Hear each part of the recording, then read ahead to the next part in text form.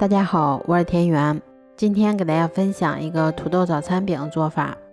首先我们把200克去皮的土豆先给它切成薄片，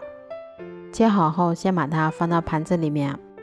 然后再把它冷水上锅，开锅后用大火蒸15分钟左右。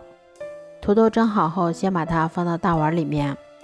然后用擀面杖先把它们捣碎成土豆泥。土豆捣好后先加入适量的香肠和胡萝卜丁，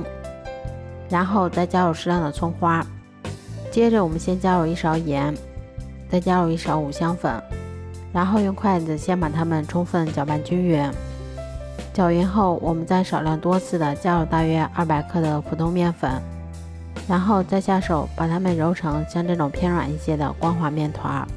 揉好后我们取适量的面剂先把它揉成圆球，然后再把它按扁成小饼的形状。都做好后我们把电饼铛先预热刷油，然后再依次放入我们做好的生胚，全程用中小火慢烙，最后一直烙至两面金黄后就可以出锅啦。这样做出的土豆早餐饼吃起来非常的营养美味，而且做法也非常的简单快速。